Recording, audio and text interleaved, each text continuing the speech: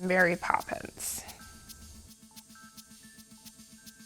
Well, I think for me, it was the magic of what was possible in TV and film that made me like super excited to like take it on as a career.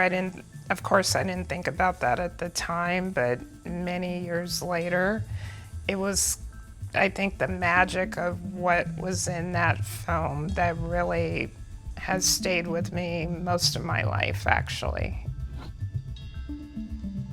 One of the stories that really changed my life and had a huge impact on me was the story of the black sharecroppers who were trying to unionize in 1919, I believe, in Elaine, Arkansas. And they were literally fighting for pennies, trying to make sure that they could support their families. And when the white farmers in town found out that they were trying to unionize, they rose up against them and killed a lot of the black people in the town. And it had a profound effect on me because I actually went to the town. I had written something about that incident, and it was performed with a lot of the descendants who still live in that town and who had ancestors who either participated in or had ancestors that were killed in the riot. And so for me, that was when I really started to understand how writing and art can directly impact the world firsthand. The brainstorming part, and I think part of that is that we actually, as writers, I don't think get enough time to brainstorm because we're always under deadlines and stuff. So it doesn't give us an opportunity to get as deep into the brainstorming as we might like to. But for me, that's like the favorite part as a writer, to be dreaming up all the possibilities that a story can have, which are multitudes. Deadlines. I think the most challenging part, besides the obvious of deadlines, is like getting writer's block is obviously, I think, one of the big ones. I don't get it a lot because normally I really try to plan out like what I'm writing so that that doesn't happen. But I would say that that is definitely the most challenging part, and really, like, once writer's block does happen, then going back to the drawing board and figuring out where did the story kind of start to go off the rails, even with the best of planning. For me, it's really going back to what's the spark that got me to the computer in the first place. Like, what made me excited about telling the story.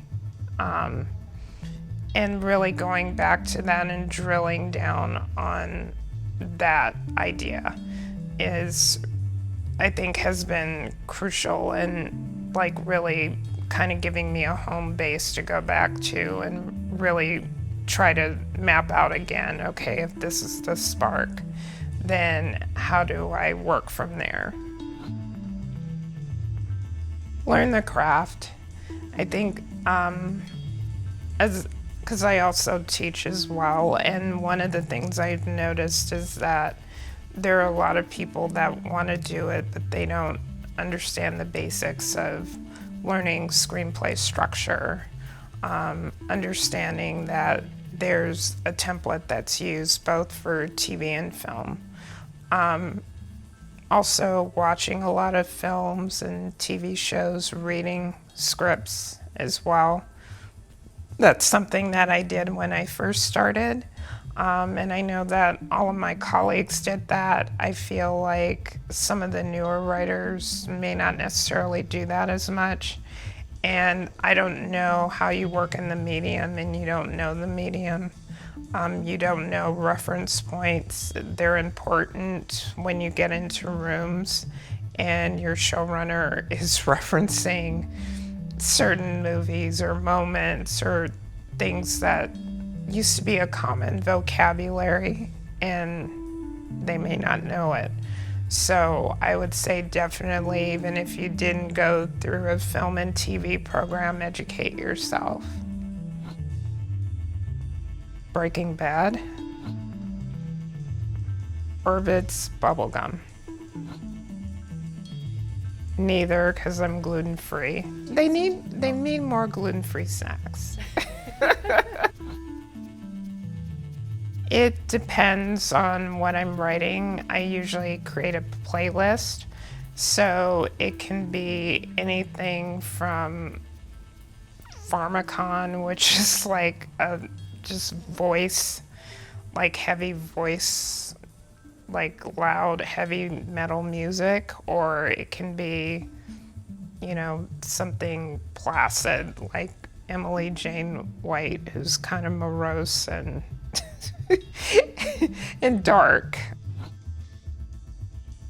Film, because I'm a film kid. Like, I was born and raised in LA, and my parents took me to the movies all the time. Scenes from a Marriage by Bergman, it's my favorite film, actually. If we're looking at adult films, just the writing in it is just virtuosic, and I aspire to that, so that's my favorite.